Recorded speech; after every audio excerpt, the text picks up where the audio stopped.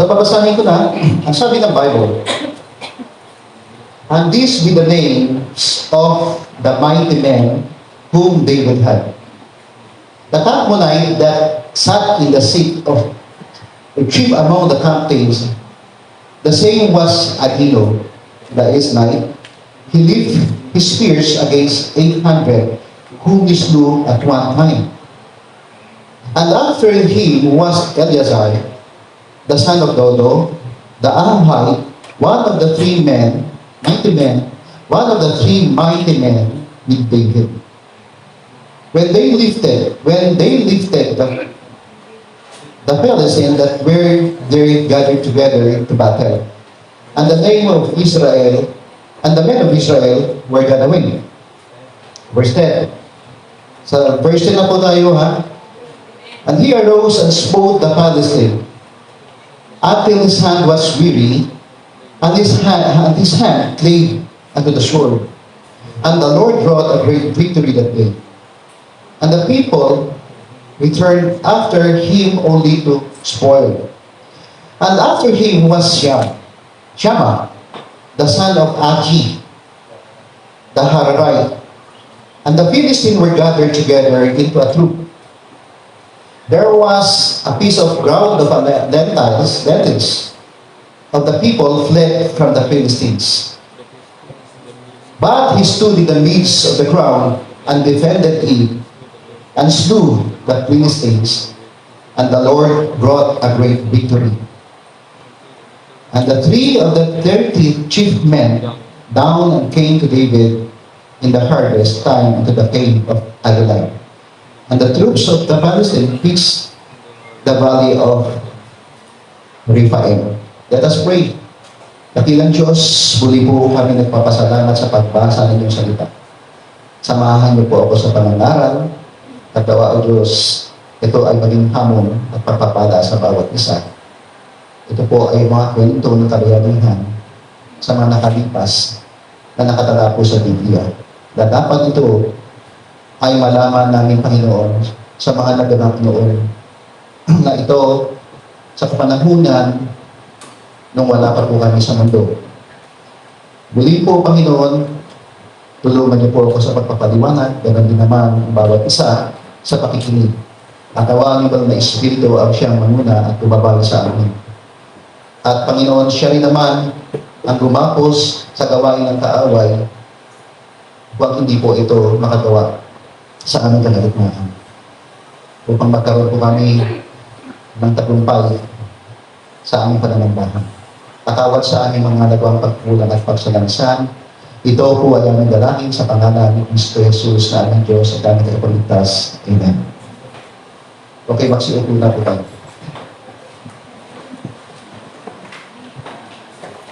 Okay, I have said, ito po ay na-preach ko na noon, pero ito po ay nilid sa akin ng Panginoon to remind ang kahalagahan ng mga mighty men of the Lord sa Biblia. Okay? Well, sabi po rito, the background of the story, alam po natin the book of Genesis recorded. Ito po kasi, ang Genesis po ay recorded ng mga covenants or tipan. Dito po naka-record o nakatala ang mga tipan ng Diyos sa Israel. At ang iba, tipan po ng Diyos sa mga tao. So dito po sa Genesis yan. And also, kasunduan ng Panginoon sa Israel, kay Adan, kay Noah, at kay Abraham. At ang aklat ng Genesis po yan, ang aklat ng Exodus, ito po ay nire-record ng covenant naman ng Panginoon sa bundok ng Mount Sinai. So, ibig sabihin, ito is more on sa Genesis, tipan ng Diyos, kay Adan, kay Noah, kay Israel. Pero itong Exodus ay kasunduan ng Panginoon sa Israel nung sila po ay sa Mount Sinai. Ang aklat ng 2 Samuel, dito po naka-record ang covenant ng Panginoon kay David. Ito po ay kasunduan ng Panginoon kay Haring David, Brad. So this was a covenant of God Himself with David. Sa kabila ng mga kasalanan niya, si David po sinasabi ko, mahal pa rin niya siya ng Diyos. At ang tipuan or covenant ng Diyos ay pananatilihin niya ang lahi ni David sa panunungkulan sa trono magpakailanman, at ito ay natupad kay Kristo Jesus na maging na galing sa lahi ni David. Alam po natin na ang Davidic covenant, ang pangako ng Diyos sa kanya, brad, ay hindi maalis ang kanyang lahi sa trono. Throughout, from here, sabi gano'n, hanggang sa kabilang buhay. Ito ay natupad sa pamamagitan ni Kristo. Pagkat si Kristo, pagkatapos po niya ng mundo, siya ang maghahari sa milenyo at sa langit. Kaya po dito po natupad ang tipanan ng Diyos kay David. Sa chapter 2, na binasa natin ngayon from 21, at sa Second Samuel chapter 21, 15 to 17, may gera. Ito po ay nagkaroon ng gera ulit sa Israel. Alam po natin na palagi pong inaatake ng mga ibang kalaban ang Israel. So there was also a war during that time. Israel against the Palestine, the Philistine. Matanda na po si David dito. Sa gera na to, matanda na po si David. Hindi na po yung panahon ni Goliath ito. Sa panahon ni Goliath, pasibol pa lang siya, brad. At talagang malakas pa. Pero dito sa laban, dito sa 2 Samuel, matanda na po si David. So, iba na po ang sitwasyon. Tandaan po natin na hindi lahat tayo na manatiling bata. Lumilipas po ang panahon at nagbabago ang sitwasyon. Yung mga heroes noon, nakalimutan na. Dati malakas ka, ngayon hindi na. Amen? Dati pong banat po tayo, ngayon may kulubot na tayo. At dati pong masigla o yung tungbo ng buhok natin maputi na ngayon. So dalawa lang yan. Diba, Brad? Ano gusto mo mauna? Nawala o pumuti? Pumuti na lang po. Kasi pag pumuti, pwede mong painginin. Hello? So ibig sabihin, ang ibig sabihin, nagbabago ang panahon. Sa panahon, nagpanahon ni David. So dito sa laban na ito, nakaharap ulit ni David ng one-on-one. Alam po natin na si David, Brad, ay paborito ng mga giants kalaban. Nag-uumpisa po ito, Brad, nung kalaban niya si Goliath. During the time nung gusto pong laitin ng mga Palestine ang Israel. At si David ay tumayo po at pinagtanggol niya po sa tulong at kapangyarihan ng Diyos. Tumayo po siya para harapin si Goliath sa isang laban ng one-on-one. Alam po natin na takot po yung mga Israelites dahil ang laki ni Goliath. Kasi ang laban, wala nang laban ng gera, ng harapan, ng pangkalahatan. Ibig sabihin, sabi nga ni David, sabi ni Goliath, choose among you your champion. At sabi nga nun, laban sa akin. Kung mananalo siya, susuko kami at magpapaalipin ang buong bansa namin. Pero kung tatalunin ko siya, susuko sa'yo, patay, ang simba nyo sa Diyos nyo, iiwan nyo. So that was the challenge during the time nung si David po. Pero nung siya ay nakipaglaban kay Goliath, hindi pa siya hari. Ang reason kaya naging hari siya, napatay niya si Goliath. Kasi kaya nagkaroon po siya ng maraming followers nung nagpatay niya si Goliath. So, ibig sabihin, ito po yung kwento and the background of the story. Kaya, dito sa laban na to, dito po sa 2 Samuel chapter 24, 15 to 17, hindi na po, siguro si David na sa ano na, mga maaaring 45 to 50 na siya, o mga 60 na. So, matanda na po siya. So, since kailangan niya samahan ng mga tao niya, sumama po siya sa gera. At sa laban na ito, nakaharap po ulit ni David ng one-on-one. Face to face, hindi pa na face to face, face to hips, brad. Kasi alam po natin, ang sukat po ni Goliath is 9 foot 2. 9 feet and 2 inches. So tingnan nyo ito ha. Sukatin nyo, baka ito, Brad. Si David po, nasa ano lang siya, nasa 5'11 lang. So, pansinin nyo, ang laban po nila, hindi po laban na esprimahan. Kung malalaman po siya na esprimahan, talo siya. Sa bias pa lang ni Brad, sa bias pa lang ni David, Goliath. Kakamahan na eh. Kaya na pinakamalaki natin si Brother Sagani, manliliit po kay Goliath.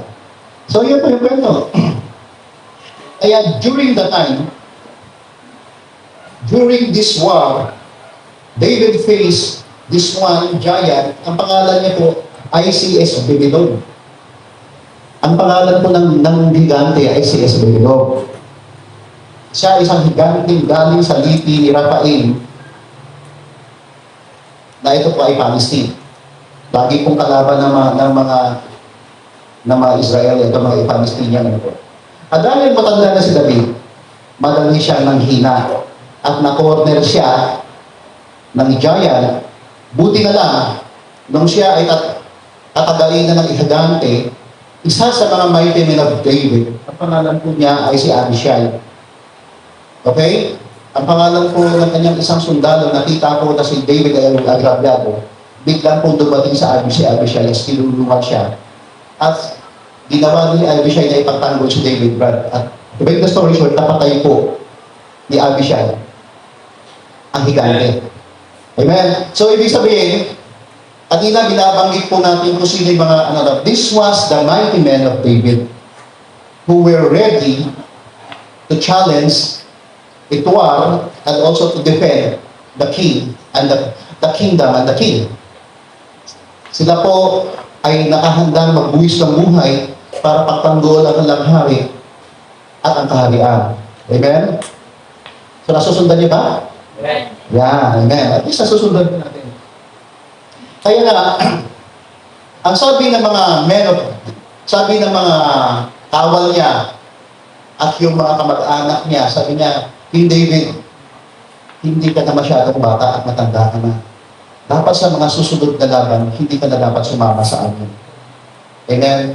Dapat ikaw, kasi napakahalaga ng presensya mo.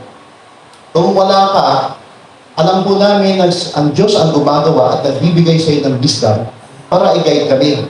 Pero kung mawawala ka, wala na kaming ilaw, wala kaming direction, at wala kaming leader. So, ibig sabihin po, bumagsak ka, babagsak kaming lahat, sabi ng mga brad.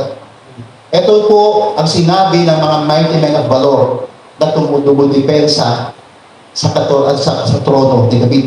Ibig sabihin, matindi po ang kanilang pagmamahal at loyalty po kay King David. Kaya sabi ganon, dapat lang, we suggest that you just appoint those mighty men among us na tatayo at didepensa at mismong ipagtatanggol ka. Dapat i-declare ito. Yun din naman at napagkasunduan ng kaharian. Kaya kung papansin niyo, kung babasahin niyo yung yung nabanggit natin na istatlo, pero very significant yun. Pero there was, I think, 37 mighty men of valor. At itong 37 of valor ito, Brad, ilang libo ang pinatay nito ng mga Palestinians. Because what? Because God protected David. It was the war of the Lord against Satan. So mismo, pinoprotektahan ng Panginoon si David at the same time, yung mga tao na nakapaligid sa kanya. Kasi may covenant ka ang Panginoon kay David. Pero ito naman yung kwento, nasa mga time na hindi po sumasama sa gera si David. Ito naman, Brad, nagpahangin naman si David, Brad.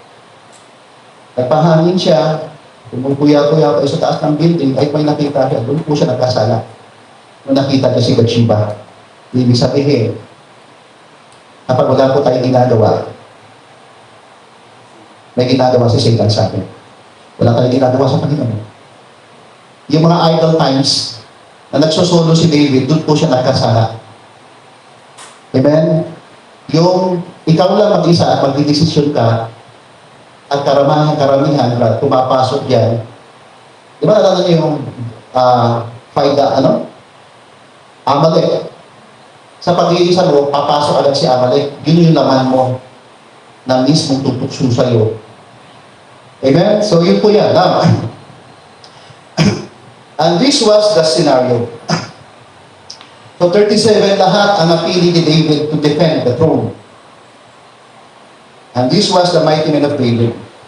At among the 37 mighty men of valor, nagkaroon po ng tatlo na significant.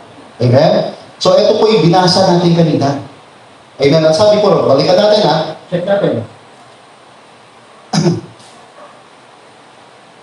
This be the name of mighty men whom David, the Tachmonite, that in the seat, and that seat among the captains, the same was Adino, the Esnite. So, ito yung po pangalan ng unang tao, doon po sa, marami po sila, di ba? 37. So, pinangalanan ng Biblia, yung tatlo.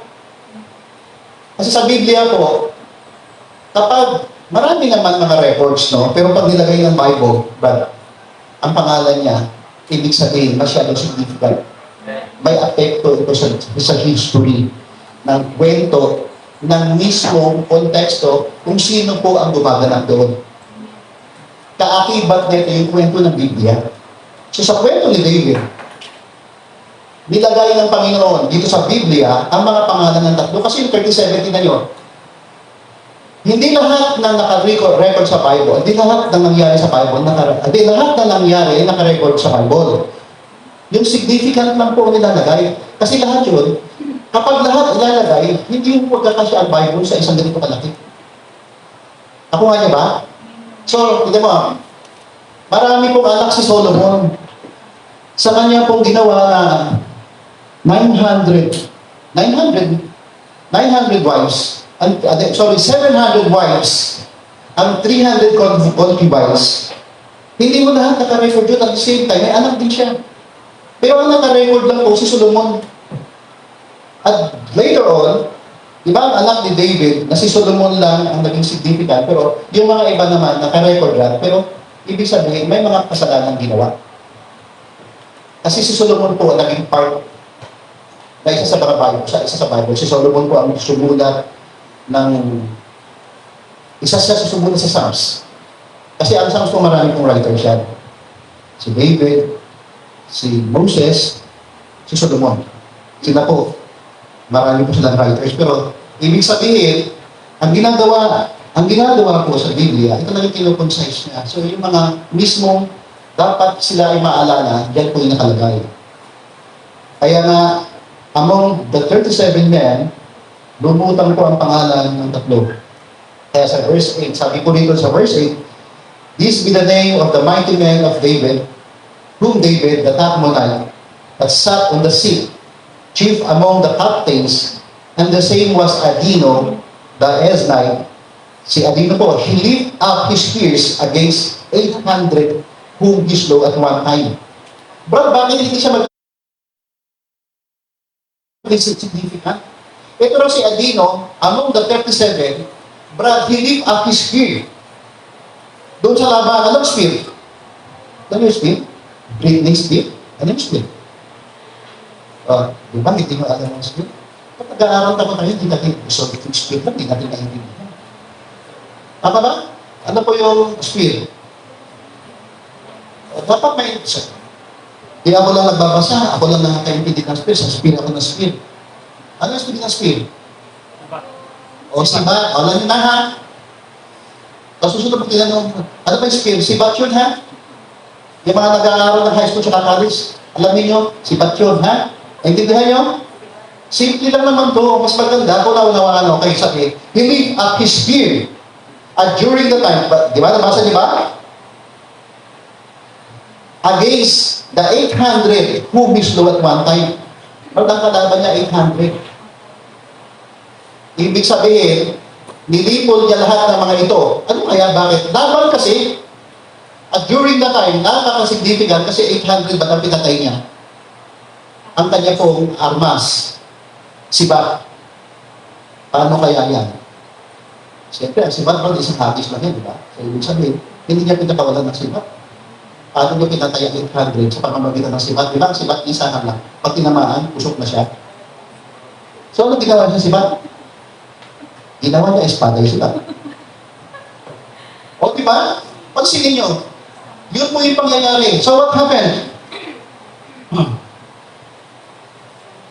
That's why, sino po yung unang pangalan na nabanggit?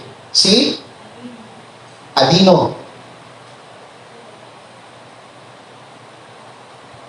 O, tuloy natin. Yung pangalawang pangalan sa verse 9, and after him was Eleazar, the son of Dodo, the Ahuhite, one of the three mighty men with David.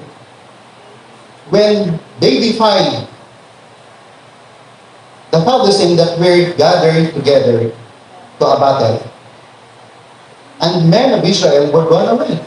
Itong laban na ito, sa laban, mismo tumayo siya para kalabanin ito mga Palestine.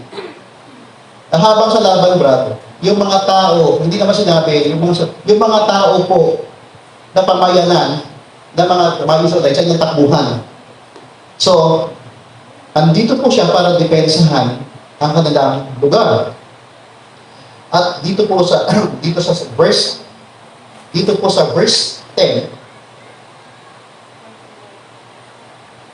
Okay. And he arose and smote the Philistine until his hand was weary. Tanda po natin, ha? Sino po sa Eleazar ito? He defended the people of Israel until his what? Hand was weary. And, ang sabi nito, until his hand clave under the sword, and sa sobrang tagal ng laban, sa dami ng kalaban, Brian, napagod siya. At ang sabi nito, yung mismong kamay niya ay dumikit na mismo doon sa kanyang espada. Pansin nyo, ibig sabihin, maaaring nasugat na siya, bumaon na mismo sa kamay niya ang kanyang espada sa dami ng kalaban. Ibig sabihin, sobrang grabe yung laban na yun. Paano po sila nananalo? Kasi God is with him. Okay, so, ang pangalawa po ay si Eleazar. Now, mamaya ko na itutuloy yung pangatlo. Bibigyan ko muna ng application itong mga tatlo. Okay, Brad. The title of the message this morning is no other but the three men standing. Ito yung mga tatlong tao na nakatayo dito during the time para depensahan ang trono ni David. Yung una na po nabanggit ko, yung una po si Adino, pangalawa si Eleazar. Tama po ba? So this was the three. And kanina kasi, hindi ko pa nababanggit ko ulit kasi gusto ko i-specialize siya. So we have two that David commissioned para pagtanggol ang mga tao ng Israel para depensahan po yung trono ni David. So, the title of the message is the three men standing. Ang una pong tumatayo at para magtanggol, ang pangalan niya po ay si Adino. Yung pangalawa po si Eleazar. Amen? Now, okay, babanggitin ko na rin kasi nandiyan na rin ba? Ano pa sino yung pangatlo? Pakibasa. Ano sino yung pangatlo?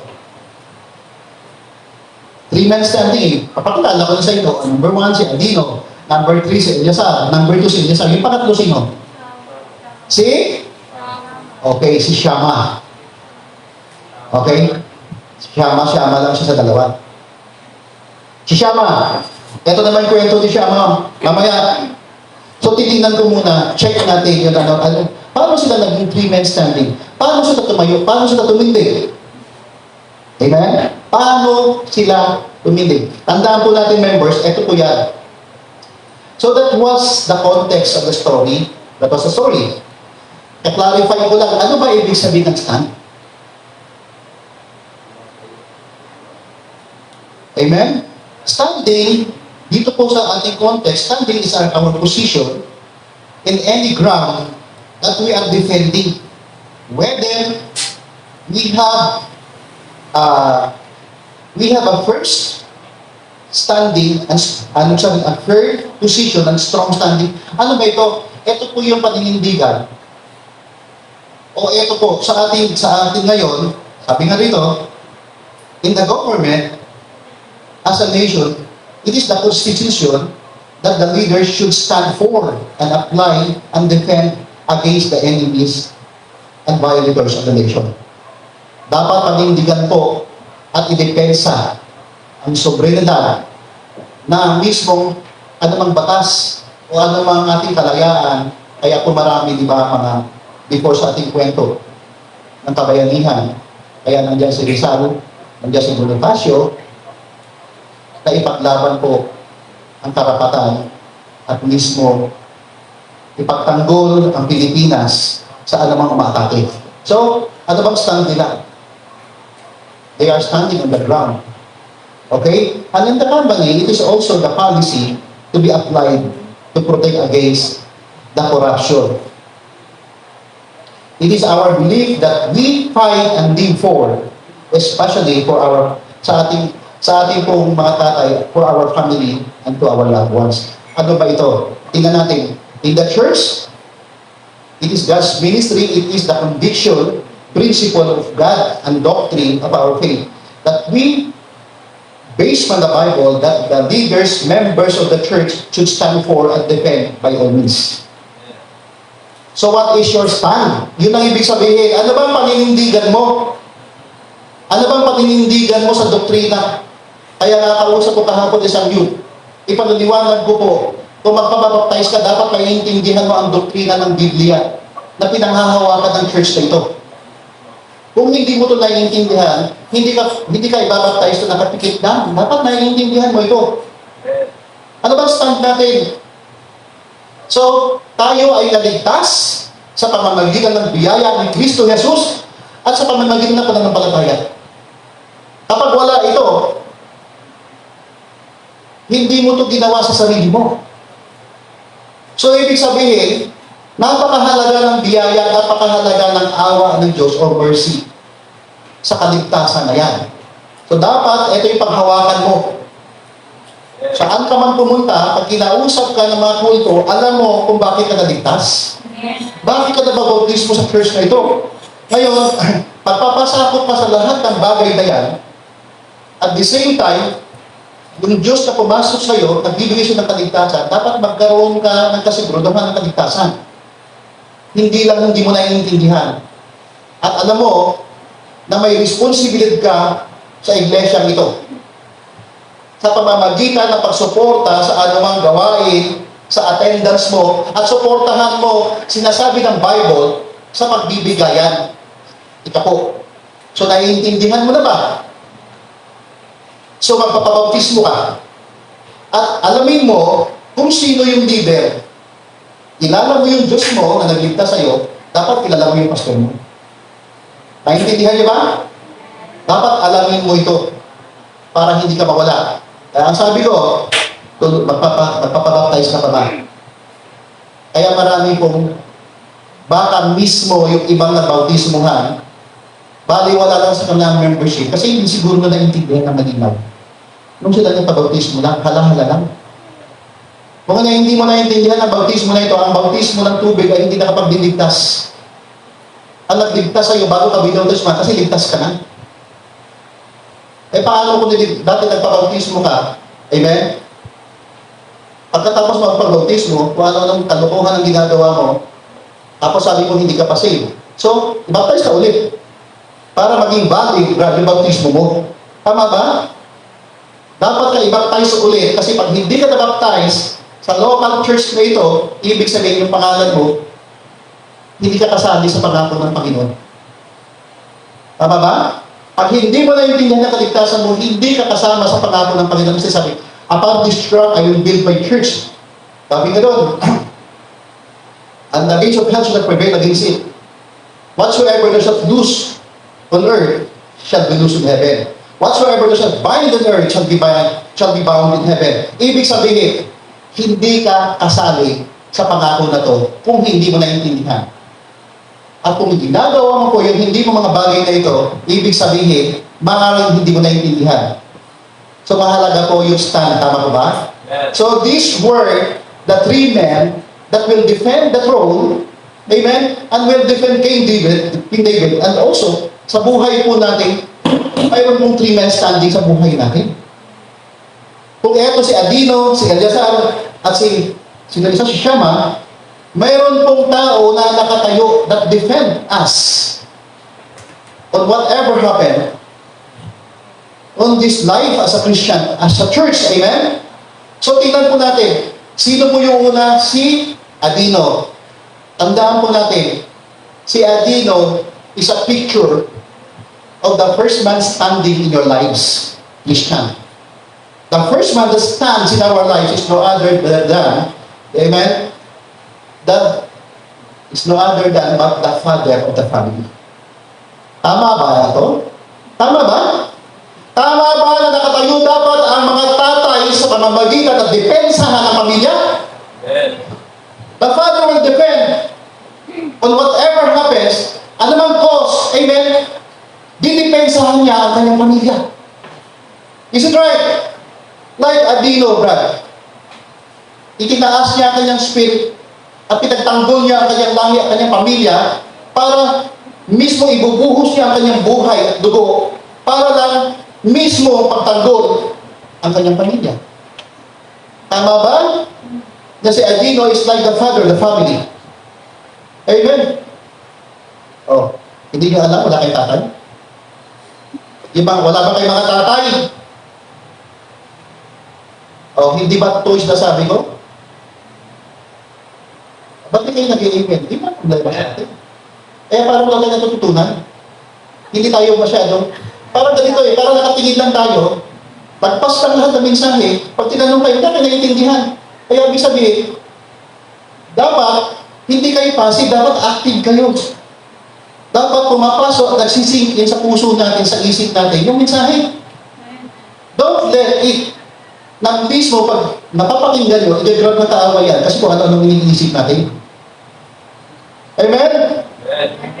So, Adino represent the father of the family. Amen? The father, ang una niya pong isipin is to protect his family. Kapag hindi mo pinoprotektahan ng pamilya niyo, come on, tatay ka ba? Gusto mo yan, anak mo, sinasampal-sampal sa labas. Gusto mo niyuyuratan na yung anak mo? Sino sa inyong tatay na okay sa inyo to? Pastor, okay lang po yan. Taas ang kamay. Sige, tatay. Taas. O bakit hindi kayo mataas? Hindi okay. So tama ba yung sinasabi ko? The father, like Adino, will defend his family, the Israelites, amen, by all costs. Ano man ang mismong maging sukli niya ito, gagawin niya ito. Kasi pakiramdam niya, kapag wala siyang nagawa, buti pa mamatay na lang siya. Tama ba ako? Bago mo galawin yung pamilya o ano, ako na lang muna. Tama ba ba? So mahalaga ba yung first man standing? Tandaan nyo to, kung hindi kayo to, mali. As a Christian, dapat taglay po natin yung characteristic ni Adino, how he defend the Israelite, also to defend the family. Amen? The father will defend and also the father will sustain his family on whatever cost. May mga bagay na hindi kayo nagkakaintindihan at the end of it, alam mo, bilang tatay ka, susuportahan mo yung pamilya mo. Tama ka ba? So, kung hindi mo ito naiintindihan bilang tatay, hindi na nga. Amen. Amen? So, dapat, tatayo.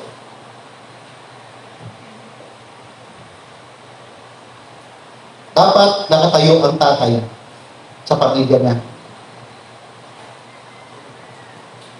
Hindi porket hindi ka sinaportahan ng isang taon, hindi mo naalala yung 3 taon. Tama ba? Kasi nasabi ngayon, hindi ka na sinusuportahan. Eh, 5 taon mo na ng bata ka. Ba't ka lumaki? Hindi nakalalangin mo. May pagkakaiba ng panahon, basta hindi na ako sinusuportahan ng tatay ko. Ba't ka lumaki? Nakuha niyo ba? So may mga pagkakataon, pero still, nasa puso pa rin ng tatay niya ba? Na dapat, at all cost, gagawin niyang lahat para i-sustain yung family. Minsan kasi yung mga tatay, hindi na rin masyado kasi kinukuha ng nanay yung responsibilidad. Hindi lang naman sa pera, minsan, yung authority. Tama po ba? May mga nanay at mga runong kasi siya naging authority. Kaya minsan tatay, hindi ka pumipili. Tama ba? Mahalaga po sa tatay ang respeto at authority.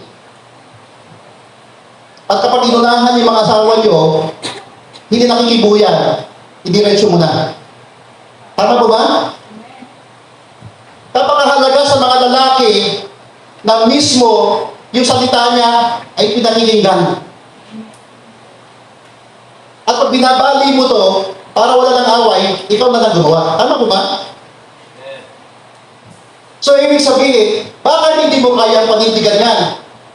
Pero still, ang design ng Panginoon, tatay pa rin po dapat magdesisyon. Tatay ang didepensa. At all costs, dapat na-appreciate ng lahat ito. So, alam po natin na ang tatay is the one that stands in the family. Importante ba siya? The first man who will stand in the family is the father. Kapag wala kang tatay, hindi mo ito maiintindihan. Ako po, naging tatay na wala akong tatay. Hindi ako nakaranas ng mga bagay na ito. Pero naiintindihan ko by theory. Pero so far, wala ako nakitang tatay na dumipensa sa akin, sapagkat ako po na maliit, nilalait-lait ako at binubuli ako.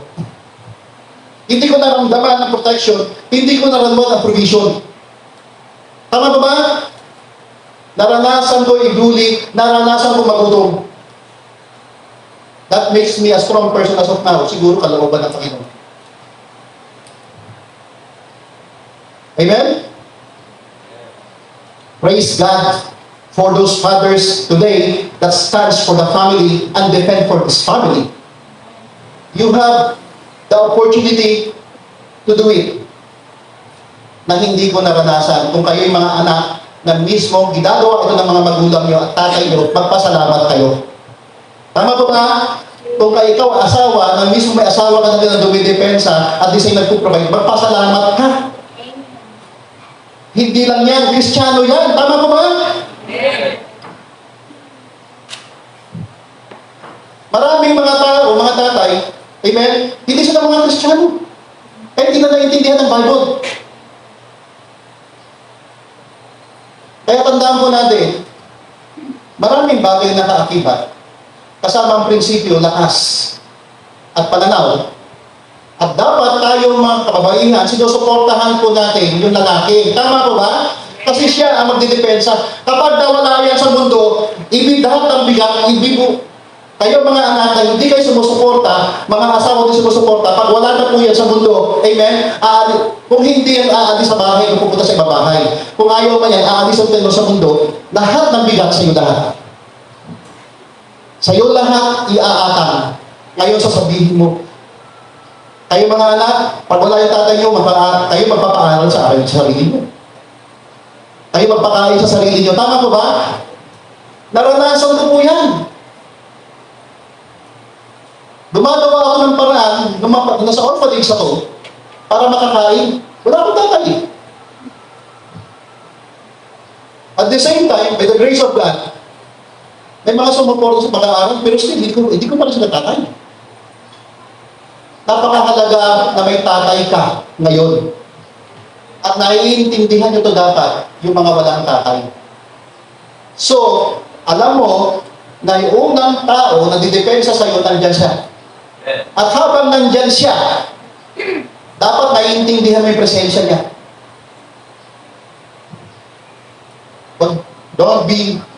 Huwag natin mamiss ito at mamiss-lead. Maliwanag ba? May verse?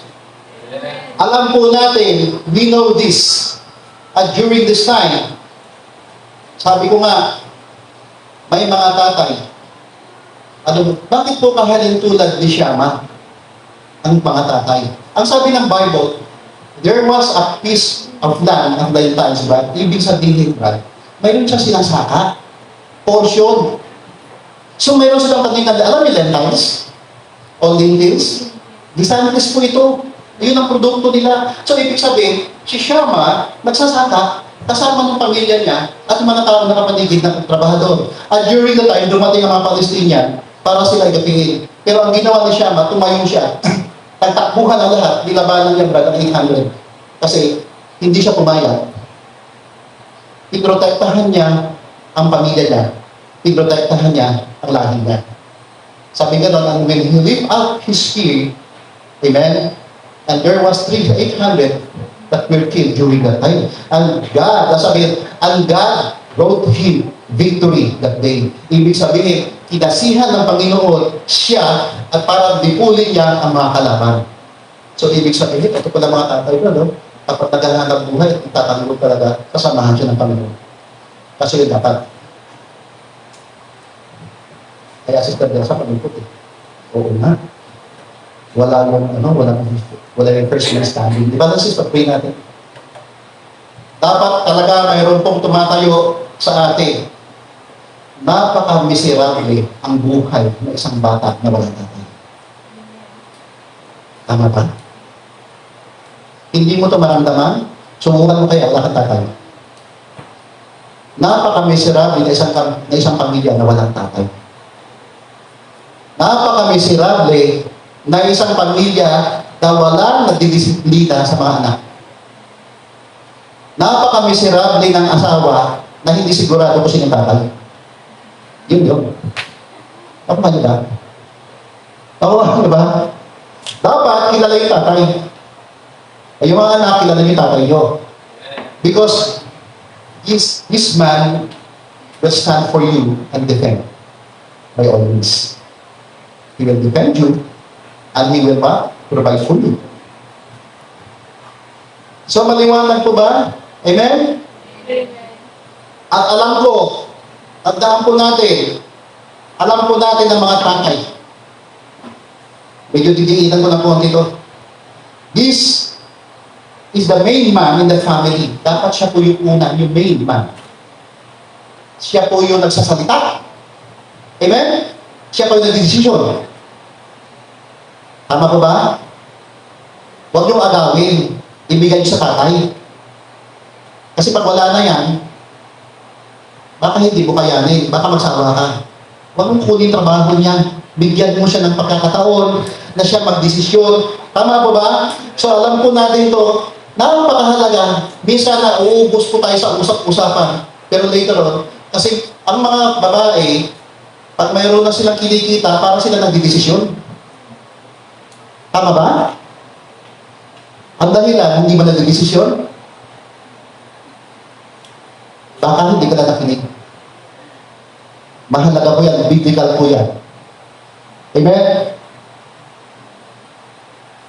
Gusto mag-desisyon, kaso Brad, naubos na eh. Naubos na salita eh, wala na nag-desisyon. Kaya sa huwag mong sisisihin. So the second man, okay, the first man is none other than the Father. Alam po natin, amen, kami mga tatay, totoo yan, handa kang ibigay yung kaya mong ibigay sa anak mo, sa pamilya mo. Maraming mga tatay kaya nag-abroad. They sacrifice their own pleasure o sabihin yung kasama niya yung pamilya for them to sustain the family. Hinahayaan niya mawalay sa kanyang pamilya at marami pong mga unsafe dito. Kaya nasisira yung pagsasama kasi malayo. Pero ibig sabihin, willing pong i-sacrifice ng tatay ito. Kahit na wala po siya sa abroad, mga tatay niyo, mga willing po siya mag-sacrifice ng buong linggo niya, nandun po siya sa truck at the drive. Hindi kaya masaya na sa truck, Brad? Di ba, Brad? Hindi ka makababa, hindi ka makaihip, gusto mong umihip, gusto mong uminom. Kasi traffic. Minsan, gutom ka na, hindi ka makaalis kasi hindi mo pwede iwanan yung truck. Tama ba yun? Amen? Tama ba? O ngayon ang tanong, sakripisyo ba yun o hindi? Kapag ginagawa mo to, ano na sa isip mo? Gagawin ko to alang-alang sa pamilya ko. And I hope so, na naiintindihan natin to. May mga tatay na handa ba, ibenta yung dugo at mga part ng katawan nila. Ano ano yun, dugo, atay, kidney. Para lang ipambili sa luho ng mga anak nila. Tama ba? Amen? At tandaan niyo po, kami mga tatay, wala po kaming day off. May day off ka ba? Wala kang day off, di ba? Ikaw pala may day off ka. Wala kaming day off. Ibig sabihin, walang day off ang tatay. Pwede ba sabihin, ay, hindi mo na ako tatay ngayon. Pwede ba yun? Kahit ka pumasok, tatay ka pa rin eh. Amen? Wala kaming day off. Brad, pag may sakit ka, Brad, hindi ka nagtatrabaho? O, nandun ka na, may sakit, nagtatrabaho ka, bunti ka naman ng COVID, pero sa kumpanya ka pa rin. Ikaw, Brad, pag may sakit ka, hindi ka nagtatrabaho? Pag hindi kami pumasok, tuloy pa rin pagkain nyo. Tuloy pa rin bayad ng kuryente. Amen? Tuloy pa rin upa. Ibig mo sabihin, pag nagkasakit ako, hindi ka tinakain? Mabuti na lang, nagtatrabaho si Mrs. Kakain pa rin kayo. Amen? Pero sa tingin ko, di ba ang day off, dapat hindi ka magtrabaho? Dapat ang day off, wala ka mo nang iisipin, tama ba? Nangyayari ba sa ating mga tatay ito? Hindi! Kahit may sakit ka, mag-provide ka. Kahit hindi mo gusto, bumunot ka, tatay ka eh. Tama ba ba? So, ibig sabihin, walang day off. At alam natin, kaya po ng tatay na ibigay ang buhay na sa anak niya. Kahit minsan ito mga anak masawag. May mga times na mga anak nakakahiya.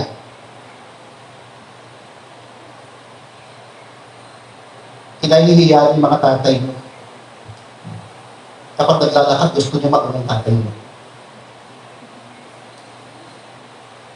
Kahit magkamukha kayo para kayo binibiyak na karimula. Pero kinahihiya mo sila. Kasi bakit? Hindi kasi nakapagtapos yung tatay. Hindi kasi magaling magbibisi. Hindi kasi magaling mag-isip. Hindi kasi mag-santa. Eh ano ka? Amen? Nasaan ka? Andun ka lang? Tatay mo nag-provide at pakahirap. Yung cellphone mo na hawak mo, nag-umpit ka pa para sa loob. Di ba? Bakit ka nag-aaral ngayon? Pinagtrabahoan ng tatay mo yan. Kapag hindi ka Kristiyano, ano mangyayari? Ito mga ansay. Pinag-aaral ng tatay lang, nag-asawa ng maaga, nagbuntis na maaga. Nakakalungkot. Pero hindi iniisip ng tatay na binilangan niya. Pero later on, kasi sabi nga gagawin ko to kasi dito ako masaya. Kahit ibenta ko yung dugo ko, ibenta ko yung kidney ko, masatisfy ko lang yung family ko at yung anak ko. Para sa isang linggo, pag nagkita-kita kami na isama ko kasi sa Jollibee, maibili ko yung sapatos, maibili mo yung damit, ano pa? Yung mga make-up nyo, para saan ko lahat? Praise God. Kung yung isang anak na pinag-aaral ng magulang, totoong Kristiyano. Kasi sa church, pinaglilingkuran ng Panginoon. Hindi winawasak ang katawan niya, ang sarili niya, ang diabo. Etong tatay mismo, nangangarap na balang araw ng tatagumpay. Tama ba? Tapos sasabihin mo, ayaw mo na sa church, sana wala ka na sa church, sinisisi mo yung mga magulang mo, pati yung pastor, pati kasama, kasi ibig sabihin na offend ka, gusto mo kasi may chat, pinagbabawalan ka. Pinagbabawalan ka. Tanong ko, mamili ka, may tatay ka ba? O wala kang tatay? O, hindi na naman kayo sumasagot. Siyempre, para sa mga YouTube, alam ka naman sa mga asawa. Pag sa asawa, tanong ko, may asawa ka ba? Wala. Mga pari, sa mga YouTube, gusto may tatay ka, wala. O sige, wala kayong madila. Pakita nyo sa akin dila nyo, hindi kayo marunong sa tumusok. May tatay pa kayo, wala. Mayroon pala eh. So, alam nyo kung sino nakatayo para sa iyo? Hindi nyo pa rin alam? Pitex ko na eh. Tapos hindi kita kikinig. Sino walang tatay sa inyo? O sige, sino nakakaintindi sa sinabi ko? Sino yung hindi nakakaintindi? Taas ang kamay kayo. Naintindihan niyo ba? O yun na pala eh. May tatay ba kayo? Mahalaga ba yung tatay niyo? O, yun yung unang tao na tatayo para sa'yo. Para depensahan ka, pakainin ka, protektahan ka. Amen? Kagaya po ni Aquino.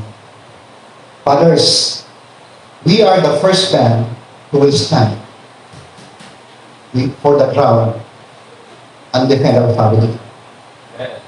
Praise God for the fathers. Lalo na kapag tayo po ay Christian. Tandaan po natin yung tinatayuan po natin tamang doktrina sa church at tumatayo po tayo sa ministry. Pag hindi ka nakatayo, anong ginagawa ko? Nakaupo ka. Pag hindi ka nakatayo, nakalumpi ka, gumagapang ka, ginagampaso ka ng jandong kapag hindi ka nakatayo. Tama ba? So dapat may tayo. Dapat may paninindigan. Dapat alam mo kung saan patungo, saan tayo papunta.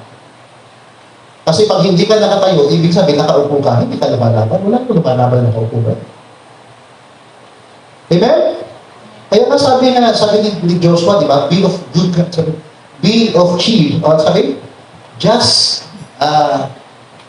be steadfast eh. Iba, be, ano yung matapang? Be of good courage.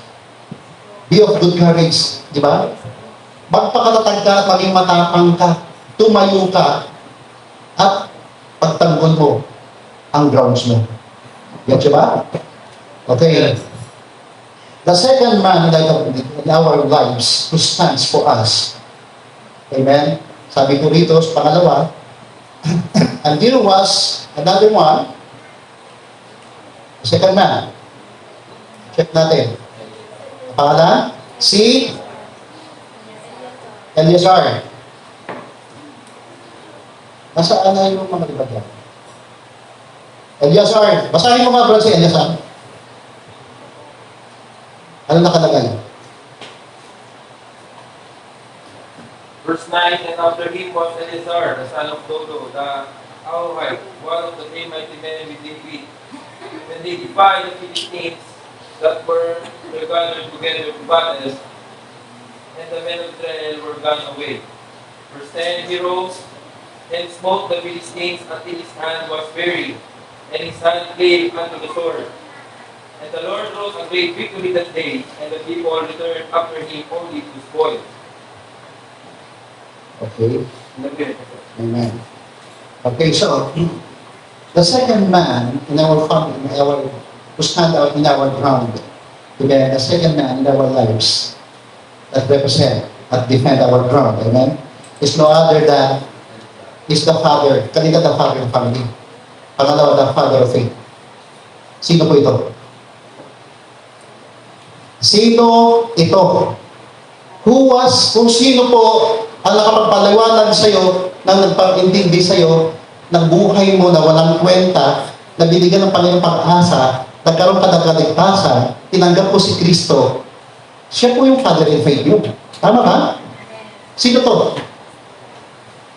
The second man in our family is no other than the pastor. This is the man that will defend you in your faith. Ano sabi?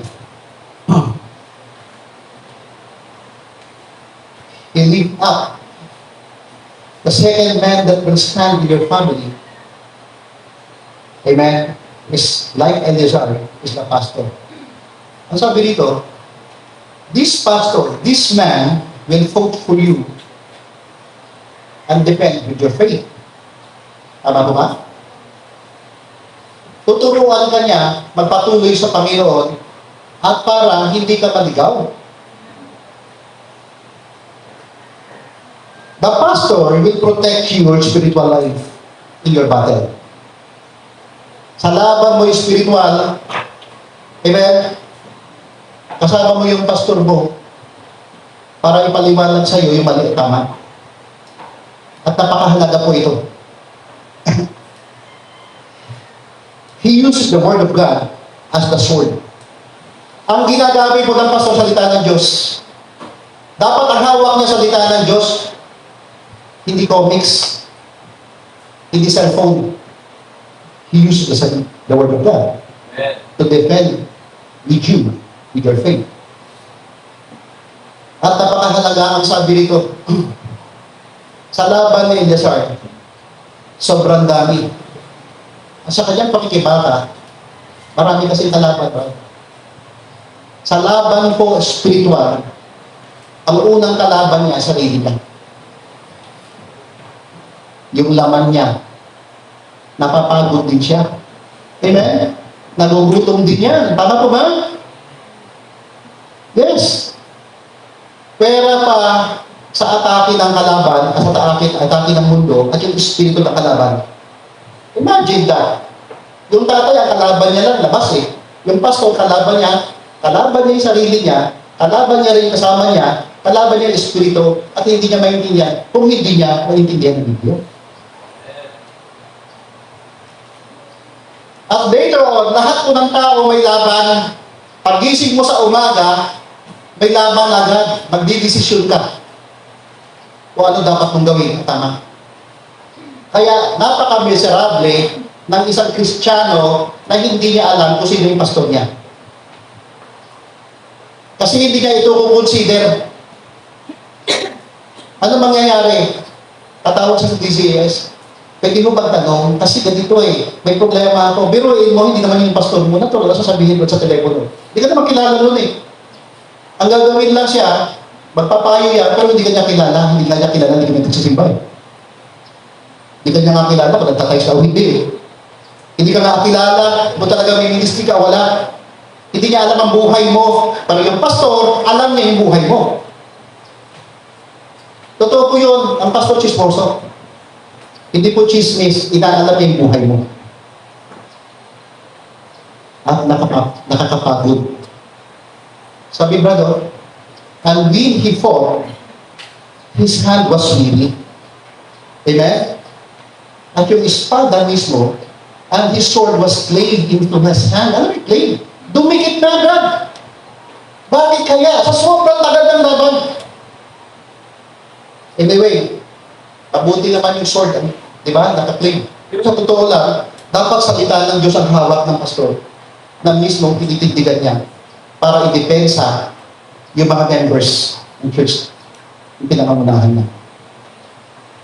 Kaya kung hindi mo kilala yung pastor mo, kung hindi siya ang pinupuntahan mo, unang-una, wala yung pagpapala kasi hindi mo yung pastor eh.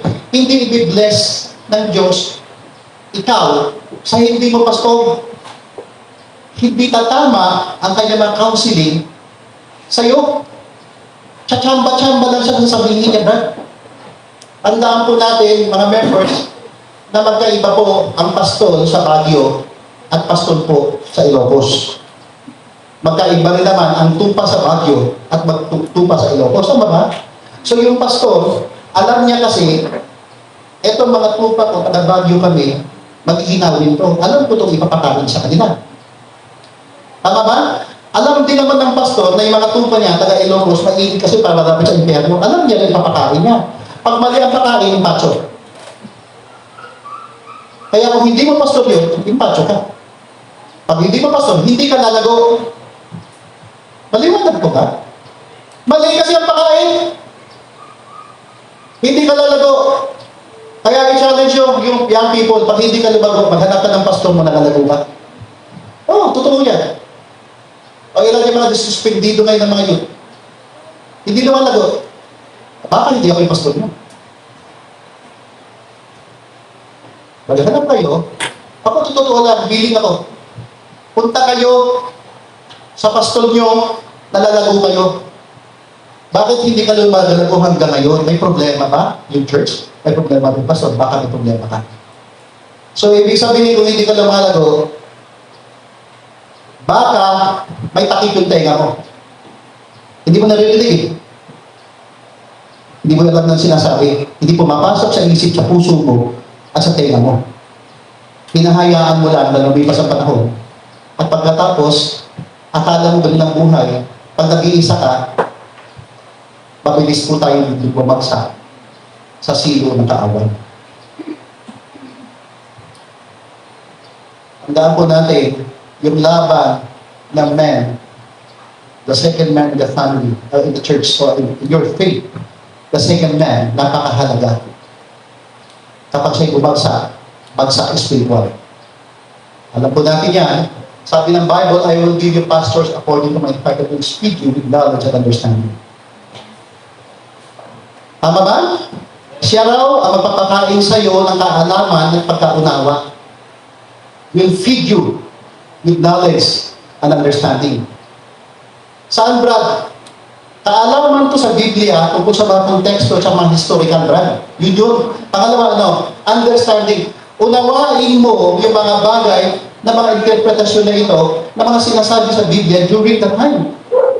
So kapag hindi mo ito naiintindihan, hanggang ngayon, hindi ka nakikinig, sarili mo lang pinakikinggan mo, kaya hanggang ngayon, hindi ka lumalago. Para ikaw, mga kabataan, para kayo ay nasa far country. Naalala niyo yung preaching ko na far country? Naalala niyo ba? Hindi mo kailangan pumunta sa malayo para maging malayo ka. Ang totoo niya, kahit nakaupo ka dyan, malayo ka na. Bakit? Wala naman dito utak sa puso mo. Saan? Andun sa kapitbahay nyo, andun kung saan man yan, ang gusto mo punta. At ang puso mo ngayon, wala pa sa church, andun sa bahay nyo. Andun sa cellphone mo, andun sa kachat mo. Kaya hindi ka lalago. Kaya hindi mo kailangan lumayo para lumayo. Kung nasaan ang utak mo, andun yung puso mo. Tama ba? Kaya settle yourselves. Dapat andito yung puso mo. Andito yung presensya mo. Andito yung isip mo. So, the second man in the family, or to defend, the second that will defend you in your faith is the other guy, the pastor. He will fight for your faith. He will teach you and taught you to defend yung mga bagay. Tuturuan ka niya mag-soul win para magkaroon ka ng tuturuan ka niya, ipuputs ka niya para magkaroon ka ng mga kaluluwa na makakatay sa Panginoon para may haharap ka sa Panginoon. Amen? Tuturuan ka niya na magbigay sa Panginoon. Magsohe. Yun po yun. At the same time, ipapakita niya sa iyo kung paano ang blessing ng Panginoon sa mga sunod-sunod. Amen? So, Brad si Eliazar, nire-represent niya, is your spiritual father. Kaya ang tanong mo sa sarili mo, sino ba talaga spiritual father mo? Kaya mismo nag-mislead para hindi ka nakakasunod eh. Dapat sumunod ka. Kasi kahit na hindi magaling magsalita, kunyari hindi ako, diba? Kung yan ang nalagay ng Panginoon, siya ang gagawin ng Panginoon para i-bless ka. Kasi siya yung nilagay ng Panginoon. Tama ko ba? So, ibig sabihin, dapat kilala mo kung sinong man standing in your lives. The second man is no other than the pastor. He is standing for you, for your faith. Amen? At para i-push ka. Turuan ka manalangin. Turuan ka maglingkod sa Panginoon. Turuan ka magbigay para i-bless ka. So sa mga ibabaptize, naiintindihan nyo na kung sino yung tumatayo at doon may depensa sa iyo sa spiritual. Maliwanag ba? Members, alam niyo ba? So okay lang po kung sakali pag hindi nyo pa rin naiintindihan to. That's why maging malinaw ito sa lahat. Okay, last but not the least, the third man. Kasi tatlo, di ba? Okay. Sino po yung first man who stands for you? The father of the family. Pangalawa, ano po? The pastor of the church. Alam mo yung pastor talaga sa totoo lang, nasasaktan din yan. Maraming pagkakataon sinasaktan mo siya. Ay pag nasasaktan niya, masakit din mag-preach yan. Ano gusto niyo? Pag masakit mo yung preaching na pastor, parang kang, sinumpa. Kaya dapat hindi ka sasaktan yung pastor para hindi masakit siya mag-preach. Tama ba? Pag nagugutom yan, bakal, Sabihin, baka masakit siya mag-preach. Pero dapat masaya siya. Para masaya ang preaching. Apektado ka kaya. Sabi ng Bible, because He watch for your soul. He will give an account sa Panginoon. At kung hindi ka magpapa-account, ibig sabihin, hindi ka magpapabilang sa Kanya, sa accountability niya, hindi ka kasali. So, hindi ka niya pinipreachan. Okay, eto lang po yung nagpapa-account sa akin. Ang preaching ko para sa inyo, yung di ba po na hindi para sa preaching na to, hindi kayo kasali.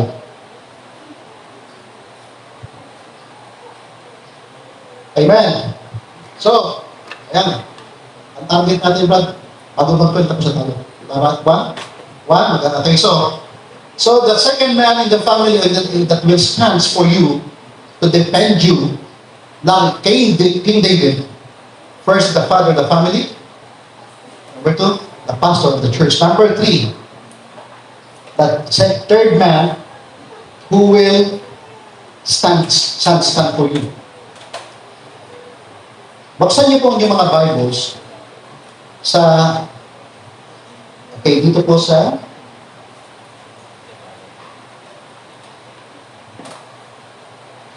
Matthew chapter 26. Pero alam po natin, yung representation ng una is chapter 8, di ba? Si Adino. Tama ba? The third man was Adino. Tama ba ba? Shama. Sorry. Yung una si Adino, number 1 si Eleazar. Number 3, si Shama. Okay. So si Shama, may pangalan, no? Shama represent the man Christ Jesus. Pastor, Father po basically is, opo, the man Christ Jesus will stand for you. Amen? Ang pangatlo po ay walang iba kundi si Kristo Jesus. Tama ba? So you have the Father, you have the Pastor, and you have Jesus Christ in your lives. What did Jesus Christ done for us? Anong ginawa niya para manindigan para sa iyo? Tumayo ba talaga siya para sa iyo? Tingnan po natin. Pakibasa po diyan sa Matthew chapter 26, reading verse 5. Paki-check nyo. 26, verse 5 to 6. And also, you read also 67, 69, 72. Okay, sino pwede mag-represent para isahan na? Sino pwede magbasa sa mga men of the church? Wala. Okay, wala bang tatayo? Sige, Brad. Anong verse, Pastor? Matthew chapter 26, reading verse 5 and 6. Paki-check mo ka. I'm sorry, 56 pala. Yes. Gawin mo, Brad, mula sa 56, then 67, 69, hanggang 72 to 75. Basahin mo lahat. Mula 56. 26, 56, pababa, hanggang 75. Sige nga. 26, 56. Oo.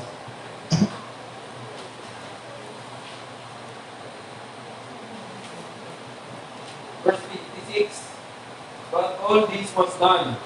The scriptures of the prophets must be fulfilled. Then all the disciples forsook him and fled. 57. And they that had laid hold on Jesus led him away to Caiaphas, the high priest, where the scribes and the elders were assembled.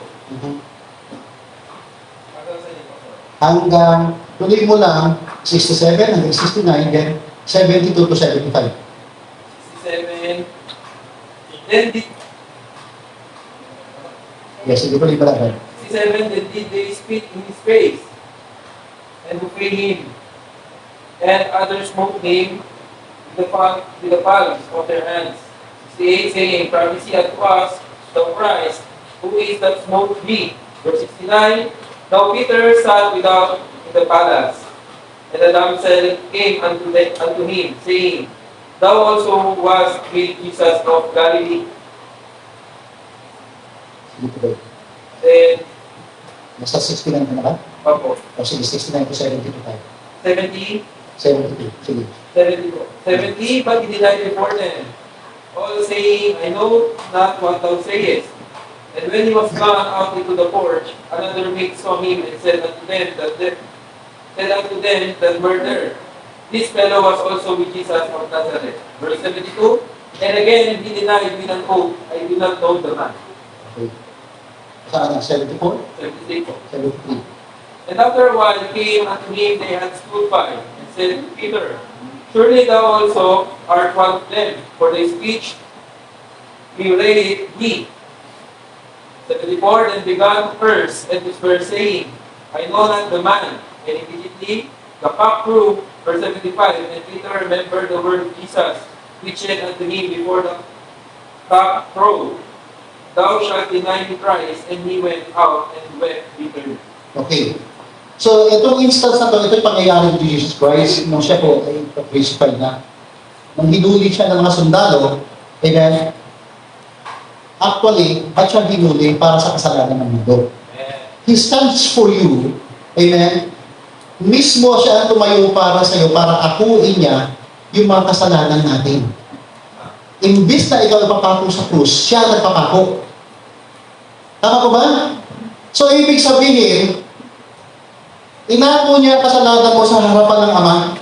Kaya ikaw ngayon, na tumanggap ni Kristo Jesus, na-declared ka na walang kasalanan, pero totoo may kasalanan tayo. We are declared as being righteous because of what Christ did. We are been righteous because of His righteousness na imputed sa atin, sa ginawa niya. So, ibig sabihin, the man Christ Jesus stands for you, for your salvation. Tandaan po natin, siya umako sa lahat ng dapat meron tayo, na dapat natin pagdaanan. Alam po natin, na kung hindi po si Kristo ang tumayo para sa atin, sino ang tatayo? Kung hindi si Kristo ang umako sa kasalanan mo, sino ang ako? Eh lahat po makasalanan. Lahat ng mga tao papunta sa impyerno at dapat talagang parusahan. Pero dahil tumayo si Kristo during the time, nung hinuli po siya sa Gethsemane, anong ginawa ng mga sundalo? Nagtakbuhan. Tama ko ba? Itong si Pedro na magmamagaling, ang ingay ng bibig. Pero during the time, di ba brad, hinugot niya pa nga yung kanyang tabak. Tapos sabi niya, Panginoon, hindi mangyayari sa iyo ang dapat mangyari. Kung anong mangyayari sa iyo, sasama ako. Sabi ni Pedro, hindi mo naiintindihan yung sinasabi mo. Tandaan mo to, bago matapos ang araw, titikilao ang manok. At ipagkakanulo mo ako ilang beses. Tanong, nagkamali ba si Kristo? Hindi. Pinagkanulo niya ba si Kristo? Opo. Tumitilawak ba yung manok? Opo. Buti pa yung manok. Tumupad.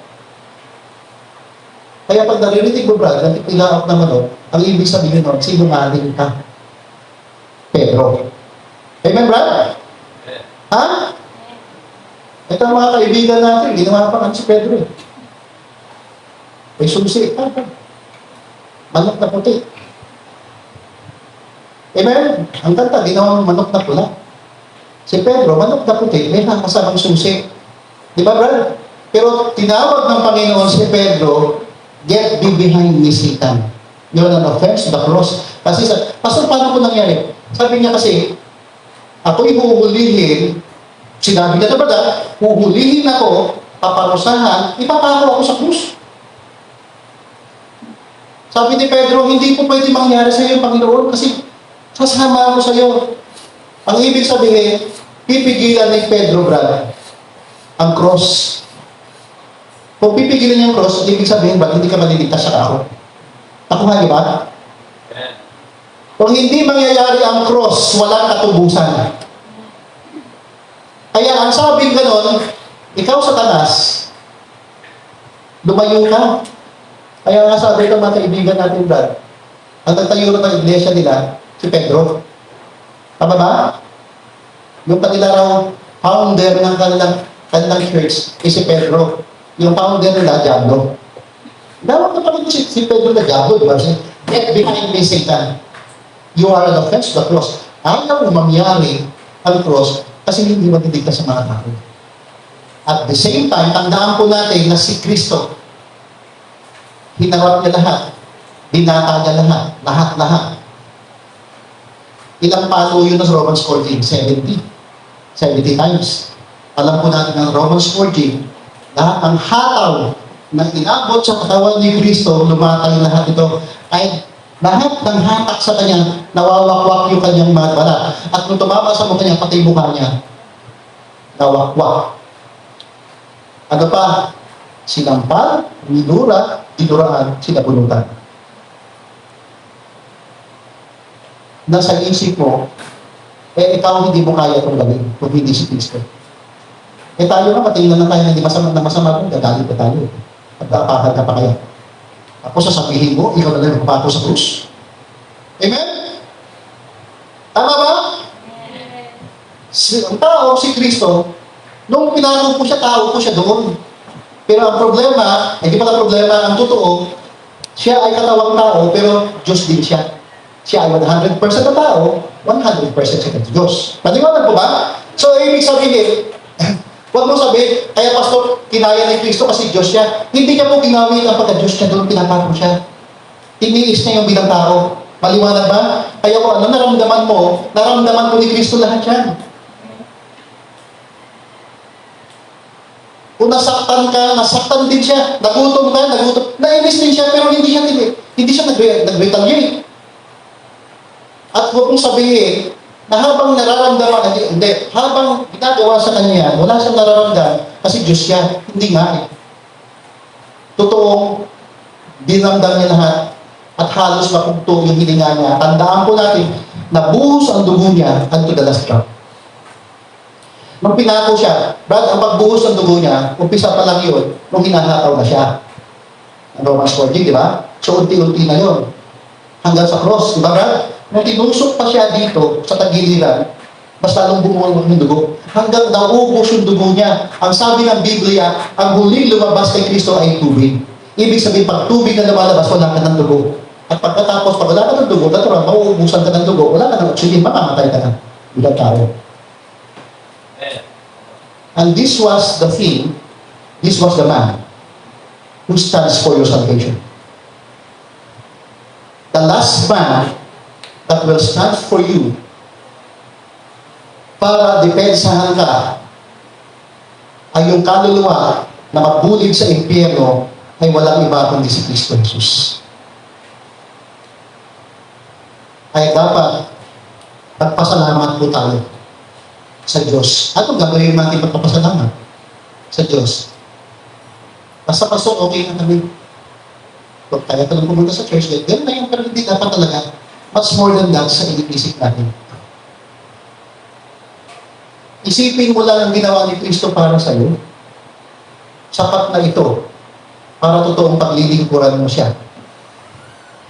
Dahil po tayo ng mga kulto kung maglingkod sa Panginoon.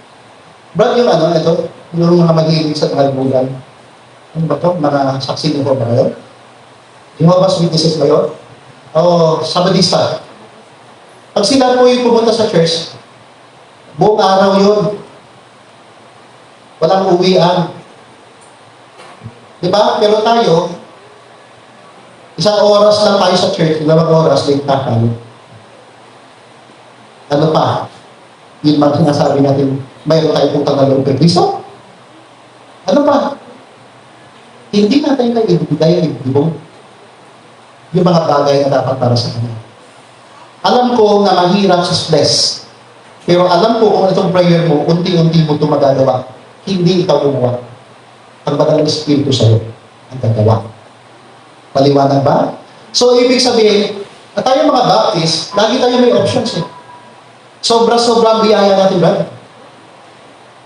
Over ang ang biyaya natin, laging gano'n. Imagine that. Kung hindi ka pinagpapala ng Panginoon, okay, sila po, nakapag-devote sila na, sa maling doktrina na nakapag-devote sila ng mga times nila. Pero tayo, masyado tayong complacent. Masyado tayong reluctant. Kasi, save na kasi tayo eh. Amen? Siguro, dapat maunawaan natin ito. Okay? So, dapat ma-appreciate natin yung isang tao na Diyos na tumayo para sa atin, sa kaligtasan natin. Na dapat lang naman talaga pasalamatan, sambahin at paglingkuran. At kayong mga kabataan, maibigay yung buhay niyo sa Diyos. Kung hindi sa Diyos, ang ibibigay yan. Tama ba? Tayong mga nanay, ganun din naman, at tayong mga kalalakihan. Kung ano mang bagay na dapat isakripisyo sa Diyos, dapat isakripisyo natin. Diyos naman yan eh. Sa dulong-dulo, kung talagang sa babalik naman tayo sa Kanya.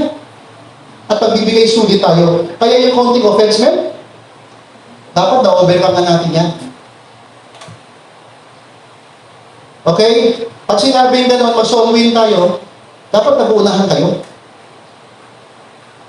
Kasi unahan mo sa reward eh. Although, huwag mong pansinin ang reward. Pero kahit sa ano gusto mo, sa lahat, sabi nga, for God shall bring every work into judgment. Lahat ng ginawa mo, whether it be good, whether it be evil, sabi nga na ba, ay magbibigay ka ng sulit sa Panginoon. So, ibig sabihin, kung gagawa ka lang naman, kung magbibigay sulit lang, yung it be good mo lang, huwag na evil. Nakuha niyo ba? Do it for yourselves. Do it for you. Yung ginagawa mo, ikaw na makikinabang. Amen? So, the Father, the Pastor, and the Lord Jesus Christ is the three men that stands in their lives. Kung hindi si Kristo ang nakatayo sa'yo, sarili mo nakatayo sa'yo. Amen? Kung hindi yung pastor mo, sinong pastor? Baka si pastora? Amen? Amen? Kung hindi yung tatay mo, panago kung maging nanay mo. Kasi optional lang yan. Dapat tatay. Amen? Kaya tatay, tayo, manindigan, pangunahan, ang pamilya, depensahan. Balang araw, magiging tatay din kayo. Kahit na ano pang rason mo, sabihin mo na unang umalis ang tatay mo, wala siya magagawa, wala na yan eh. Eh ikaw, saan pupunta? Anong ipasusunod mo sa anak mo kung wala kang ginawa ngayon? Saan sila susunod kung wala kang pupuntahan? Tama ba? Para malaman mo na may na ikaw ay nangunguna, dapat may sumusunod sa'yo. Paano ka nangunguna? Wala na sumusunod sa'yo eh. Di ba? So, napaka-importante at malaking bagay. Young people, you should thank God for the, okay, not just young people, all of us, Maranatha. You should thank God and appreciate those three fathers na tumatayo sa buhay mo. Number one, the father of the family. Number two, the father of faith. Number three, the everlasting Father, who is Jesus Christ, that stands in your lives. It is the tribute sa Father's Day.